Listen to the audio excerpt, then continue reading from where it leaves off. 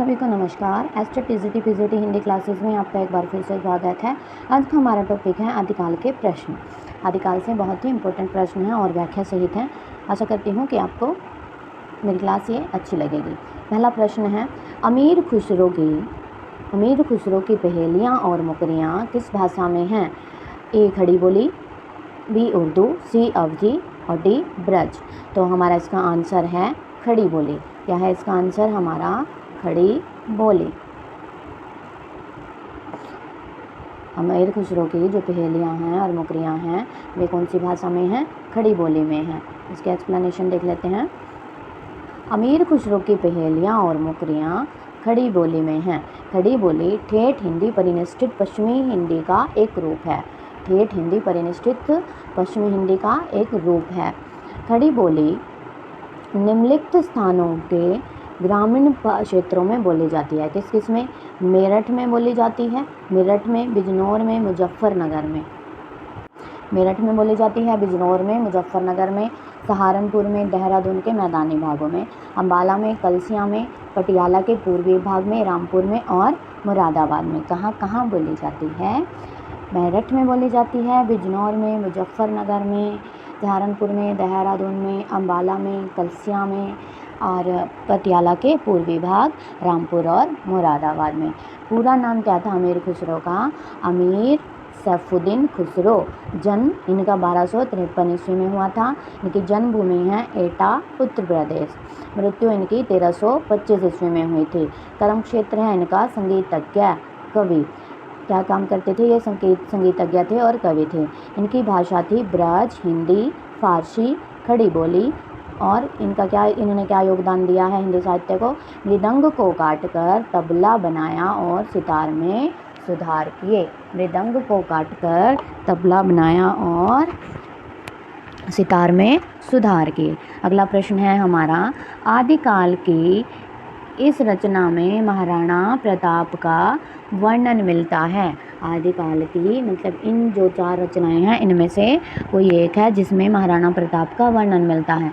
Number 1 है हमारा Pratap Raso, B Khuman Raso, सी Uday Singh Raso, D Mewar Raso. तो हमारा राइट आंसर है खुमान रासो। क्या आंसर है हमारा? खुमान रासो। इसकी एक्सप्लेनेशन देख लेते हैं। आदिकाल की खुमान रासो रचना महाराणा प्रताप का वर्णन मिलता है। आदिकाल की खुमान रासो रचना में महाराणा प्रताप का वर्णन मिलता है। इसके रचनाकार हैं दलपति विजय। क्या नाम है उनका? दलपति विजय। इनका जो रचना काल है इस रचना का 9वीं सदी है। क्या है इसका रचना काल? 9वीं सदी है। और यह किस प्रकार की रचना है? प्रबंध काव्य है। कैसी रचना है? प्रबंध काव्य है। इसमें चित्तौड़ के नरेश खुमान की वीरता का वर्णन मिलता है। कौन से नरेश? खुमान की वीरता का वर्णन मिलता है। मेवाड़ के परवर्ती शासकों महाराणा प्रताप, राज सिंह का भी वर्णन है। महाराणा प्रताप और राज सिंह का भी वर्णन किसमें है? खुमान रासों में है। महाराणा प्रताप का भी वर्णन है और राज सिंह का भी वर्णन है। यह 5000 छंदों का विशाल ग्रंथ है। कितने छंदों का विशाल ग्रंथ है? 5000 छंदों का। और यह किस प्रकार का काव्य है? यह प्रबंध काव्य है। यह प्रबंध काव्य है और 5000 छंदों का विशाल ग्रंथ है। अगला प्रश्न देख लेते हैं। हिंदी का भवभूति किसे कहा जाता है? नंद कवि को कहा जाता है, पुष्यदंत को कहा जाता है, स्वयंभू को कहा जाता है या फिर चंद्रवर को कहा जाता है? हिंदी का भवभूति किसे कहा जाता है? पुष्पदंत को कहा जाता है। किसको कहा जाता है? पुष्पदंत को कहा जाता है। सॉरी, पुष्यदंत को कहा जाता है। पुष्यदंत को। इसके एक्सप्लेनेशन देख लेते हैं। पुष्यदंत यानी पुष्पदंत को हिंदी का भवभूति कहा जाता है। उपयुक्त कथनों में से विकल्प 2 पुष्पदंत सही है तथा अन्य विकल्प असंगत हैं। पुष्यदंत का जो समय है वो है 972 ईस्वी। शिव सिंह सेंगर ने पुष्यदंत को भाखा की जड़ माना है। यह हमने अपनी क्लासेज में भी पढ़ा था। जो हमारा हिंदी भाषा और साहित्य का वस्तुनिष्ठ इतिहास हम पढ़ रहे थे तो उसमें भी हमने पढ़ा था कि शिव सिंह सेंगर ने पुष्यदंत को क्या कहा है, भाखा की जड़ कहा है। पुष्पदंत अपभ्रंश भाषा के महाकवि थे। भवभूति संस्कृत के एक नाटककार थे। पुष्पदंत की जिनसे तुलना की गई थी। भवभूति क्यों कहा गया है? ये भवभूति कौन थे?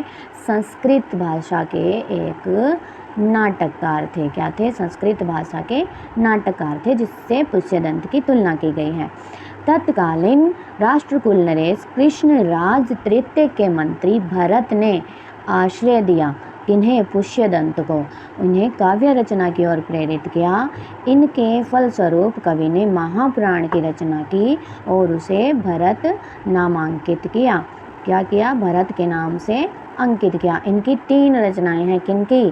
पुष्यदंत की। महापुराण, जसहर चरित जिसका एक नाम यशोधर चरित भी है, नागकुमार चरयू यानी कि नागकुमार चरित। अगला प्रश्न है हमारा, दिए गए विकल्पों में से हिंदी का प्रथम महाकाव्य किसे माना जाता है? दिए गए विकल्पों में से हिंदी का प्रथम महाकाव्य किसे माना जाता है?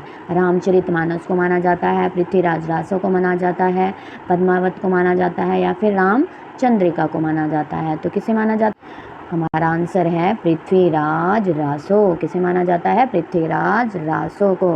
रामचरितमानस है हमारी तुलसीदास जी द्वारा रचित है, पद्मावत जायसी द्वारा रचित है और रामचंद्रिका केशव दास द्वारा रचित है।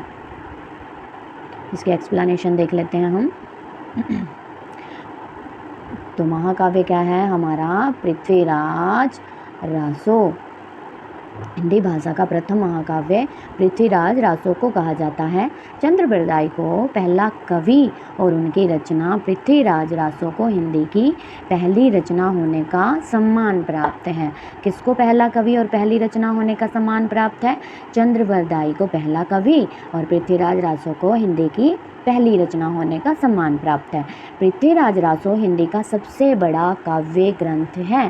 पृथ्वीराज रासो हिंदी का सबसे बड़ा काव्य ग्रंथ है। इसमें 10,000 से भी अधिक छंद हैं। कितने छंद हैं? 10,000 से भी अधिक छंद हैं। तत्कालीन 6 भाषाओं का प्रयोग किया गया है। इसमें 6 भाषाओं का प्रयोग किया गया है। चंद्रबरदाई का जन्म लाहौर में हुआ था। कहाँ हुआ था? लाहौर में हुआ था। बाद में वह अजमेर दिल्ली के सुविख्यात हिंदू नरेश पृथ्वीराज का सम्मानीय सखा, राजकवि और सहयोगी हो गए थे। पृथ्वीराज के सम्मानीय सखा, राजकवि और सहयोगी हो गए थे।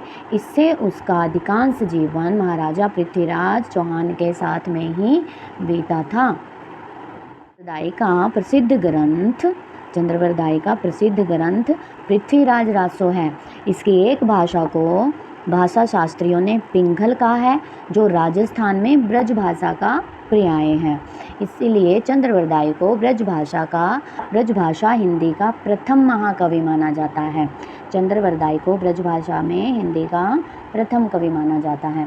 अगला प्रश्न है हमारा, मैथिल कोकिल के नाम से कौन जाने जाते हैं?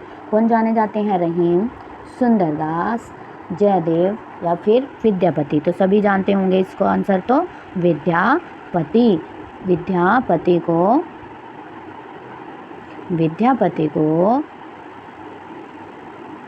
मैथिल कोकिल के नाम से जाना जाता है। इसके एक्सप्लेनेशन देख लेते हैं। विद्यापति मैथिल कोकिल नाम से विद्यापति को ही जाना जाता है।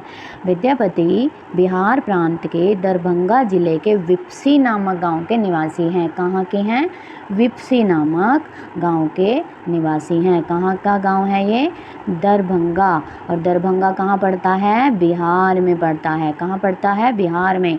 बच्चन सिंह ने विद्यापति को जातीय कवि कहा है। ये बहुत ही इम्पोर्टेंट लाइन है, यहाँ से प्रश्न ये प्रश्न आ सकता है कि बच्चन सिंह ने विद्यापति को कौन सा कवि कहा है? जातीय कवि कहा है।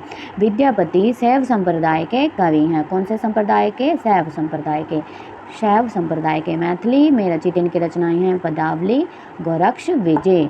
क्या क्या है इनकी मैथिली में रचित रचनाएं? पदावली और गोरक्ष, विजय। अगला प्रश्न है हमारा, नाथ संप्रदाय में हठ योग का क्या अर्थ है? नाथ संप्रदाय में, ये हम वही प्रश्न कर रहे हैं जो हमने अभी हिंदी भाषा और साहित्य का जो इतिहास है, वस्तुनिष्ठ इतिहास, गोविंद पांडे और सरस्वती पांडे हैं, उसमें जो मोस्ट रिपीटेड क्वेश्चन हैं, जो उसमें हमारे जो वस्तुनिष्ठ प्रश्न आते हैं, उसी के आधार पर मैंने ये प्रश्न बनाए हैं। कठिन साधना, क्या है इसका आंसर? नाथ संप्रदाय में हठ योग का क्या अर्थ है? कठिन साधना है, अडिग योग साधना है,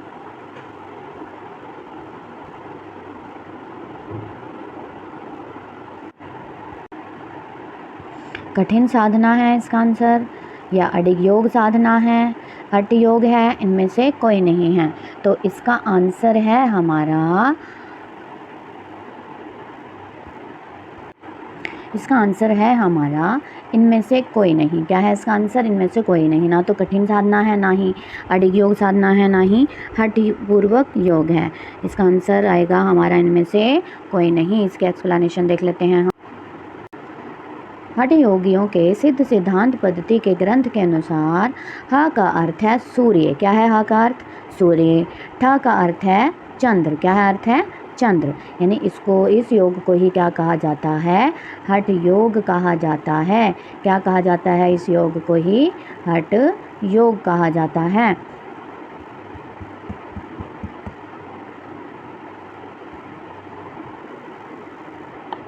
नाथ संप्रदाय में भारत एक शैव धार्मिक पंथ है। कैसा है? शैव धार्मिक पंथ है। शैव धार्मिक पंथ है। इसका आरंभ आदि शंकर से हुआ है। मच्छिंद्र नाथ द्वारा स्थापित मानते हैं कुछ लोग इसे। इस पंथ में सबसे प्रसिद्ध संत गोरखनाथ हुए हैं। कौन से हुए हैं? गोरखनाथ हुए हैं। नाथ पंथ बौद्धों की वज्रयान शाखा से निकला हुआ माना जाता है। गोरखनाथ को नाथ साहित्य का आरंभकर्ता माना जाता है। अगला प्रश्न देख लेते हैं।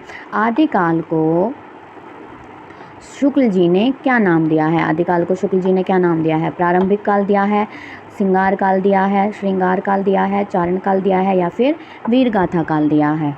तो शुक्ल जी ने, हमने शुक्ल जी की भी 2 क्लासेस पढ़ी हैं, और इसमें भी जो हमारी हिंदी भाषा एवं साहित्य का इतिहास है, वस्तुनिष्ठ इतिहास, इसमें भी शुक्ल जी के कुछ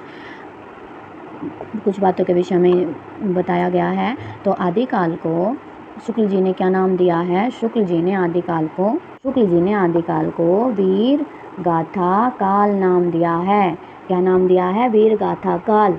हमने पढ़ा था कि शुक्ल जी ने अपभ्रंश देश भाषा, अपभ्रंश की कुछ पुस्तकें बताई थी। कितनी बताई थी? 4 बताई थी। और देश भाषा की कितनी बताई थी? 8 बताई थी। यानी कि टोटल 12 पुस्तकों का उन्होंने वर्णन किया था, जिसके आधार पर उन्होंने आदिकाल का नामकरण क्या किया था? वीर गाथा काल। जिसमें वीर गाथात्मक काव्य की वजह से उन्होंने इस काल को क्या नाम दिया था? आदिकाल का।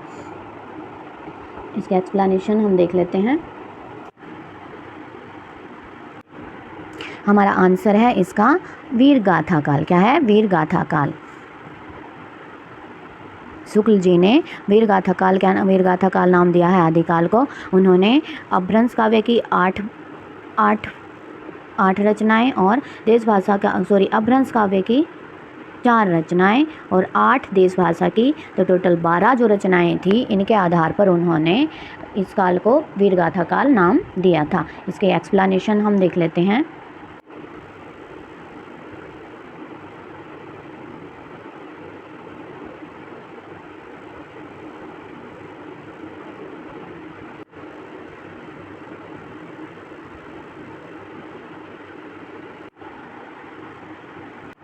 मिस्र बंधु, आदिकाल को प्रारंभिक काल नाम मिस्र बंधु ने दिया। ये मिस्र बंधु 3 भाई और साहित्यकार थे। हिंदी साहित्य का इतिहास मिस्र बंधु विनोद नामक से लिखा था। मिस्र बंधु विनोद नाम से इन्होंने लिखा था। ये इनके नाम इस प्रकार हैं: गणेश बिहारी, श्याम बिहारी और सुखदेव बिहारी। अगला प्रश्न है हमारा, राहुल वेल किसकी रचना है? राहुल वेल कवि रोड़ा की है, हेमचंद्र की, आसगू की है, सालिभद्र सूरी की है। तो इसका राइट आंसर है हमारा कवि रोड़ा, यानी रोड कवि जिन्हें हम बोलते हैं। इसके एक्सप्लेनेशन हम देख लेते हैं। कवि रोडा, राउल वेल रोडा कवि की रचना है। इसकी रचना 10वीं शताब्दी में की गई थी। कौन सी शताब्दी में? 10वीं शताब्दी में। यह रचना 10वीं शताब्दी में की गई थी। यह एक शिलांकित यानी शिलाओं पर अंकित कृति है। जिन शिलाओं पर यह लिखी गई थी वह मध्य प्रदेश के मालवा क्षेत्र के धार जिले से प्राप्त हुई हैं। कहाँ पर? कौन सी शिलाओं पर? मध्य प्रदेश का जो मालवा क्षेत्र है वहाँ पर धार जिले से यह प्राप्त हुई थी और वर्तमान में यह मुंबई के प्रिंस ऑफ वेल्स संग्रहालय में सुरक्षित हैं। कहाँ पर सुरक्षित हैं? प्रिंस ऑफ वेल्स संग्रहालय में सुरक्षित रखी हुई हैं। यह एक चंपू काव्य है, गद्य और पद्य मिश्रित रचना है। यह एक चंपू काव्य है यानी कि इसमें गद्य भी और पद्य भी है। यह हिंदी की प्राचीनतम चंपू काव्य की कृति है यानी हिंदी का प्रथम चंपू काव्य क्या है? कवि रोडा की राउल वेल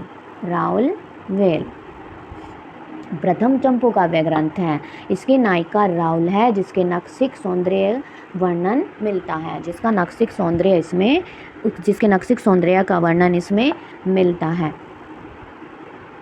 आशा करती हूँ कि आपको मेरी क्लास अच्छी लगी होगी।